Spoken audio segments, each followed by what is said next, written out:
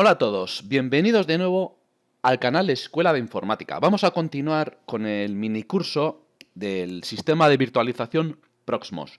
En el vídeo anterior vimos cómo descargarlo y cómo instalarlo de forma sencilla en un servidor. En este caso lo hicimos en un HP Microserver, generación 8. Y hoy vamos a ver la interfaz web. Vamos a ver todo lo que nos ofrece este sistema.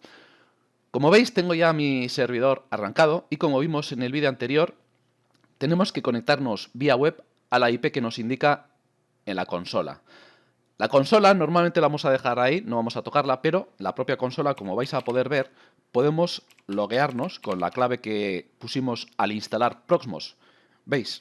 Perfectamente. Y aquí podemos usar todos los comandos de Linux de la distribución Debian que tiene por detrás. Que, de hecho, vamos a utilizar ahora algún comando. Por ejemplo, vamos a intentar actualizar el Debian. Para ello utilizaremos los comandos típicos del sistema Debian de Linux. Por ejemplo, para actualizar el sistema podríamos utilizar apt-get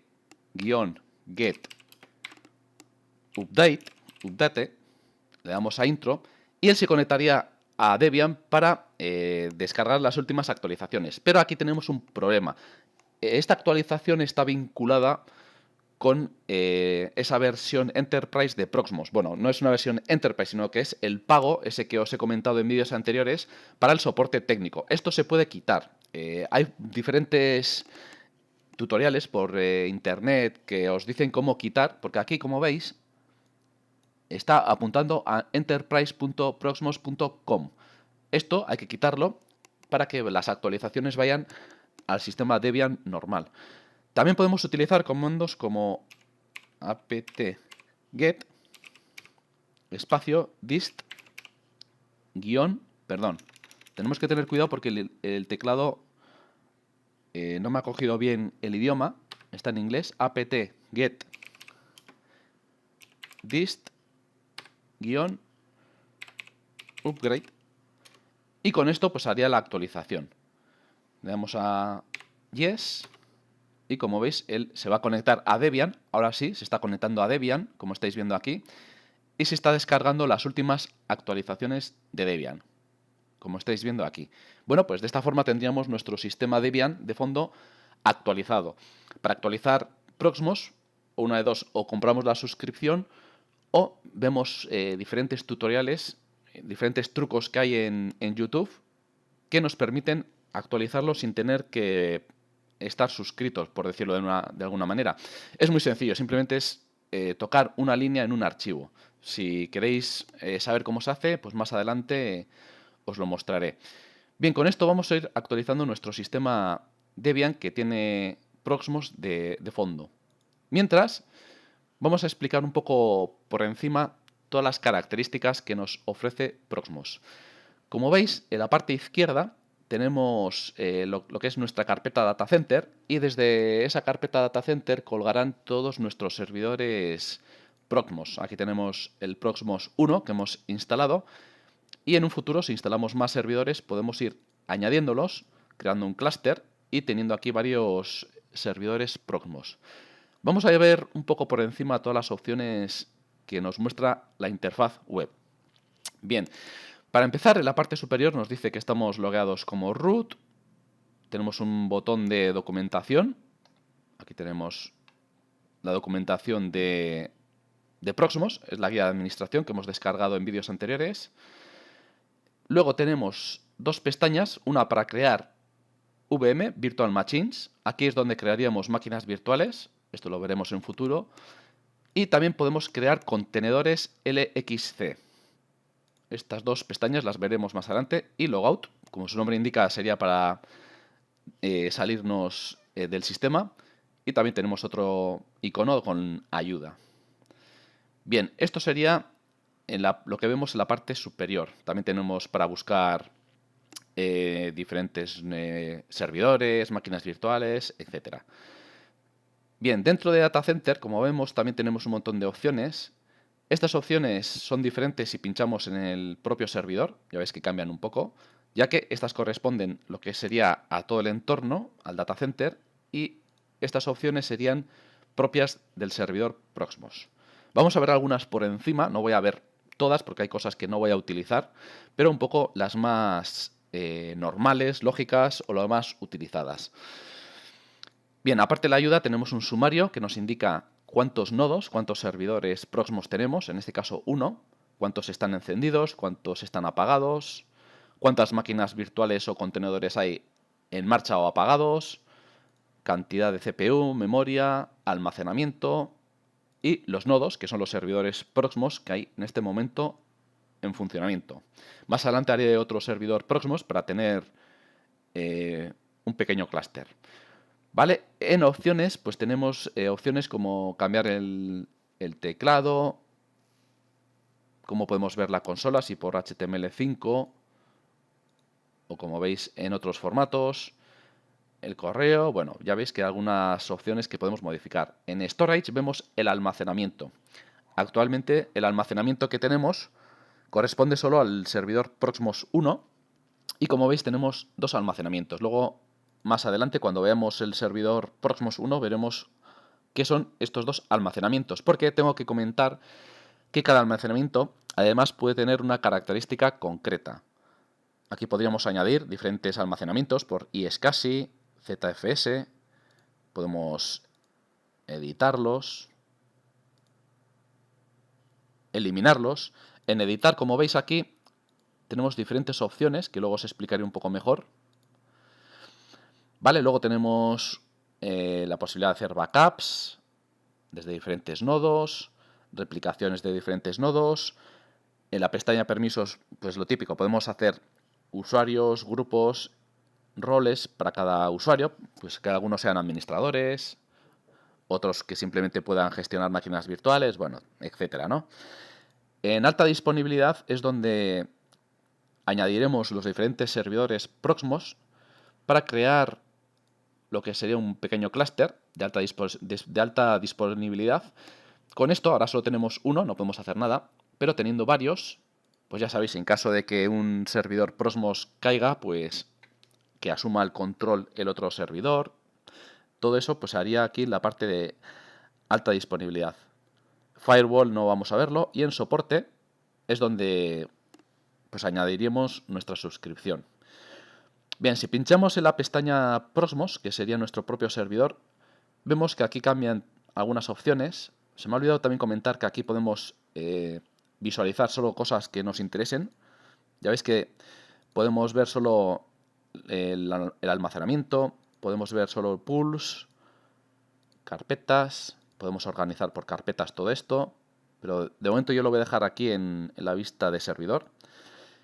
Y en Proxmox 1, que sería nuestro servidor, del cuelgan dos almacenamientos, lo que tenemos es, primero, un sumario con las características de nuestro servidor. Cuando pinchamos en el servidor también se añade esta línea de aquí, en la que tenemos las típicas opciones de reiniciar servidor, apagar, irnos al shell. Por eso os digo que el shell propio que vemos aquí cuando arranca el servidor normalmente no lo tenemos por qué utilizar, ya que lo podemos hacer directamente desde aquí. Vamos a hacer lo mismo. Acciones en paquetes, ¿no? Para hacer varios arranques a la vez y cosas así. ¿Vale? Estas dos pestañas, como su nombre indica, serían nuevamente para entrar al shell de este propio servidor. Y aquí en System es donde podemos modificar, por ejemplo, la IP de nuestra tarjeta de red. Aquí es la IP que nos ha asignado al principio, que se ha quedado ahí. Modificación de DNS, zona horaria y un log del sistema. Actualizaciones. Aquí sería para hacer las actualizaciones que ahora mismo estaba haciendo a mano, pero pues lo mismo, nos está fallando porque no tenemos lo que es el pago de la suscripción. Pero ya os digo que se puede hacer a mano. El firewall, para crear un firewall, que esto no lo voy a usar. Discos, aquí sí, nuestro sistema ha detectado todos los discos que tiene mi servidor. De hecho, ya veis que ve dos discos de 1 tera y otros dos de 500, más la micro SD que tengo instalada y es donde está todo nuestro sistema Proxmox instalado. Después, en vídeos posteriores, vamos a añadir este almacenamiento, estos discos, vamos a añadirlos a Proxmox para utilizarlos como almacenamiento de máquinas virtuales. ¿Por qué? Como os digo, no es muy compatible con esta controladora RAID y no consigo que arranque Proxmox desde estos discos. Por eso, la instalación tengo que hacerla en la SD card y después utilizar estos discos como almacenamiento. Cada disco de almacenamiento, además, puede tener diferentes funciones, que luego lo veremos. Y bueno, poco más. Aquí replicación, históricos y demás, y la suscripción, como veis. Pues esto sería a nivel de servidor. Como veis, aquí hay dos almacenamientos. Uno le llama local, otro le llama local LVM. Esto lo hace Proxmox por defecto. Y luego, cuando nosotros añadamos los diferentes discos duros de este servidor, pues aquí tendremos más almacenamiento. Os estaba comentando que cada almacenamiento tiene una función diferente. Aquí Proxmox, por defecto, nos ha creado estos dos almacenamientos, que como veis, a uno le ha dado 7 GB y al otro le ha dado 14. El resto, recordad que son 32 GB de microSD que tengo en el servidor, el resto lo usa para el propio sistema operativo de Proxmox. ¿Por qué crea dos unidades? En Proxmox podemos tener el almacenamiento para diferentes funciones. En este caso, por ejemplo, el almacenamiento lo que se llama local, como veis, aquí está la descripción del contenido de este almacenamiento. Lo utiliza para ISOs y contenedores. ¿Qué significa esto? Si vamos a su contenido, ahora mismo no tengo nada, lógicamente, lo que vemos es que aquí podemos subir contenedores LXC, ya veis que tenemos Ubuntu, luego veremos alguna máquina creada con contenedores, que en definitiva son algo parecido a una ISO, ¿no? Pero bueno, contendría todo un sistema operativo reducido. Y también podemos subir ISOs, imágenes ISOs. Elegiríamos un archivo, por ejemplo, un ISO de Windows, de Linux, etc. ¿Para qué? En este almacenamiento Proxmox va a mantener solo ISOs y contenedores. O sea, tiene un almacenamiento exclusivo solo para ISOs. Recordad que cuando creemos una máquina virtual vamos a tener que añadir una ISO, pues Proxmox lo va a coger desde aquí, o el contenedor. Y la otra unidad de almacenamiento, como veis aquí no podemos hacer nada, aquí es donde se va a almacenar lo que es el almacenamiento, el disco duro, vamos a decir, de la máquina virtual en sí. Veis claramente cómo Proxmox separa los dos tipos de contenido, ¿no? Por un lado tiene las ISOs, los contenedores, lo que vamos a utilizar para crear la máquina virtual, y por otro lado tiene lo que es el contenido, la propia máquina virtual. Vale, si vemos... Bueno, todo esto lo pone en sumario, como veis, en sumario aquí pone contenedor de imágenes, disk image. Esto sería a grandes rasgos todo lo que tenemos en Proxmox. Hay cosas que no voy a utilizar y no voy a comentar, pero lo más básico sería eso. Vamos a ver, por ejemplo, pinchando en el data center, vamos a ir donde están los almacenamientos, storage, y os explico un poco lo que hemos visto, ¿no? Hemos visto que hay dos tipos de contenedores de almacenamiento. Por un lado tenemos el disco en el que guarda lo que es la máquina virtual, el disco duro, el almacenamiento de la máquina virtual, y por otro lado guarda las ISO y los contenedores. Vamos a pinchar en Edit, por ejemplo, y aquí tenemos la posibilidad de modificar esos contenidos. Podemos crear un disco nuevo y a ese disco nuevo decirle, pues, ¿qué quiero que tenga? Solo ISOs, solo contenedores, las máquinas virtuales, etcétera. Así es como vamos a añadir un nuevo almacenamiento. Eso lo haremos en vídeos posteriores.